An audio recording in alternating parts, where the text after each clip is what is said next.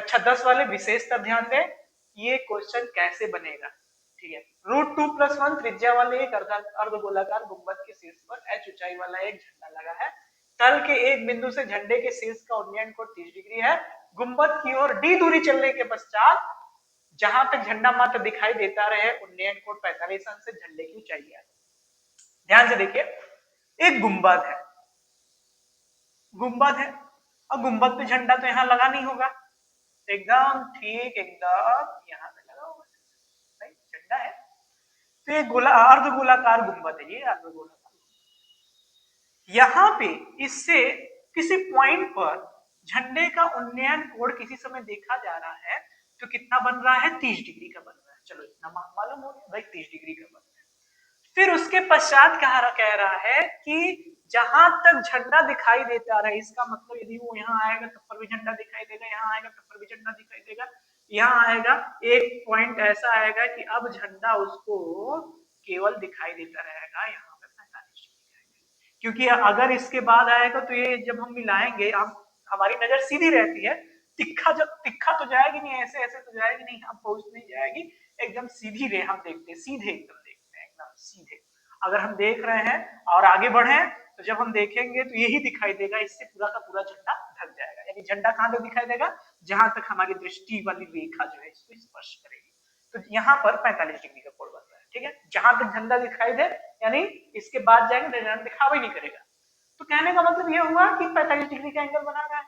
अब ध्यान से देखिए, अगर हम इसको मिला दें तो हम क्या कह सकते हैं कि ये 90 है, जरूर कह सकते हैं, क्योंकि ये एकदम ऊपर अपर वाला पॉइंट है। यहाँ पर तो बनाया नहीं गया है कि 120 डिग्री का बनेगा, 30 डिग्री का बनेगा, एकदम नीचे 90 डिग्री का बनेगा। अब ध्यान से देखिए, इसमें सारे के सारे यानी सिमिलरिटी और हाइट एंड डिस्टेंस सब मिक्स है। अगर हम इस पॉइंट को, जो पॉइंट स्पर्श कर रहा है, इस पॉइंट को ऐसे मिला दें तो क्या हम कह सकते हैं 90? 90 तो होगा ही, क्योंकि स्पर्श रेखा पर लंब होता है, 90 होगा। अगर ये 90 है और ये 45 है, कुल मिला के हमें इसका डिस्टेंस निकालना है, और हम जानते हैं यदि ये 45 है तो ये भी 45 होगा। क्यों होगा? क्योंकि यदि ये 90 है, एक 45 है, दूसरा भी 45 होगा। भाई इन दोनों का योग भी तो 90 होना चाहिए, तभी तो 180 आएगा, यानी इसका 45। यहां से यहां तक का हाइट, यहां से यहां तक की हाइट मतलब दूरी के बराबर होगा। तो जाहिर सी बात है, सबसे पहले हम ये दूरी निकालेंगे। ये दूरी निकालने के लिए हम कॉस का प्रयोग करेंगे, क्योंकि भाई कितना है, लंब बटे कोण, यानी कि साइन का प्रयोग करेंगे।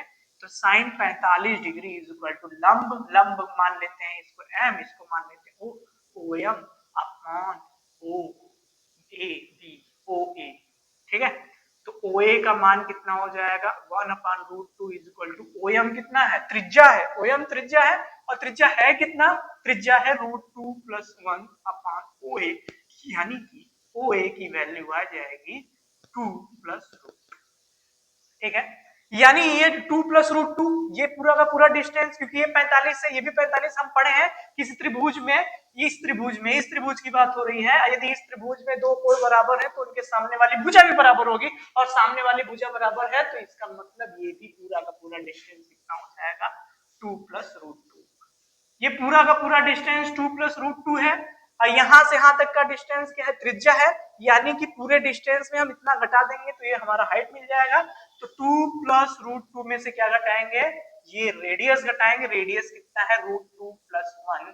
तो ध्यान से देखिए, 2 + √2 - √2 - 1, √2 से √2 कैंसिल,